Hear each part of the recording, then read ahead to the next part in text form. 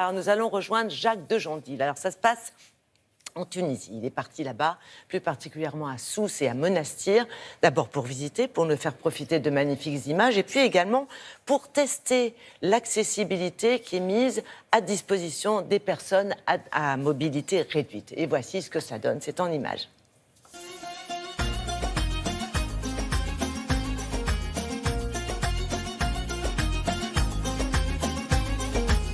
Et oui, bonjour. Aujourd'hui, petit détour par la Tunisie, longtemps destination de vacances préférée des Français.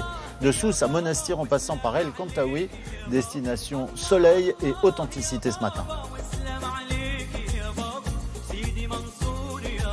Alors Sousse, c'est une métropole touristique. Donc, moi, je dirais que vous allez tomber sur le charme de cette ville-là, parce qu'il y a de tout. Il y a de tout. Donc, elle mérite bien son nom de la perle du Sahel, parce que on est sur la côte, c'est la perle de toute la Tunisie, et vous ne risquez pas de vous ennuyer.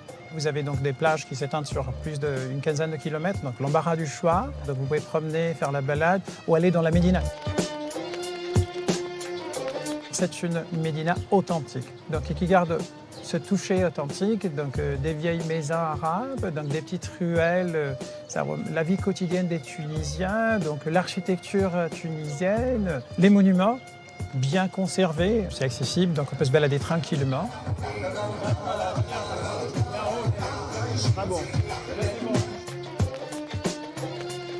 Alors le musée de Sousse, ça a récemment réouvert parce qu'on a changé. Il se trouve alors déjà dans un vieux bâtiment, dans la vieille Casbah. Et donc déjà, vous avez une vue imprenable.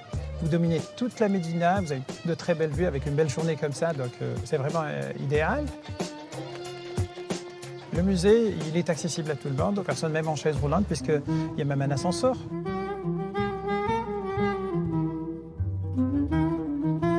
Vous avez une très belle collection de mosaïques de l'époque romaine, parce que ça raconte toutes les civilisations qui sont passées par la Tunisie, de l'époque des Carthaginois, de l'époque des Romains, sans rappeler qu'on a une des plus grandes collections de mosaïques romaines qui ont été retrouvées dans la ville.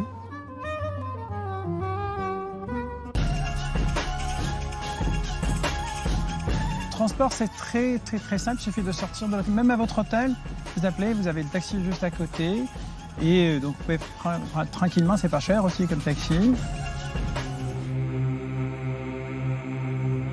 Monastir, je dirais que c'est une continuité de la ville de Sousse. On est juste à côté. On trouve à Monastir la vieille forteresse, le Ribat de Monastir. Alors le Ribat, c'est un monument arabe, c'est une forteresse qui daterait du 8e siècle. C'est fortifié avec une tour vigile qui contrôlait le mouvement de navires ennemis. Et ça permettait de défendre la côte.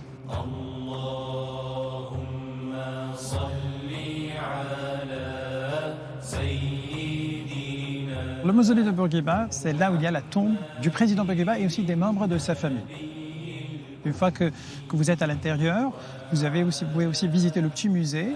Et là, vous entrez un peu dans la vie quotidienne de Bourguiba parce qu'il y a des objets personnels, une petite collection. Il y a ses photos depuis son jeune âge jusqu'à ses derniers jours. Voilà, vous l'avez vu, la Tunisie sait accueillir avec générosité et sensibilité. On y trouve toujours de l'aide quand c'est nécessaire. Dépaysement total à 2 heures de la France. Je n'ai plus qu'à vous souhaiter une très bonne journée. À bientôt. Mais merci beaucoup Jacques et à très bientôt.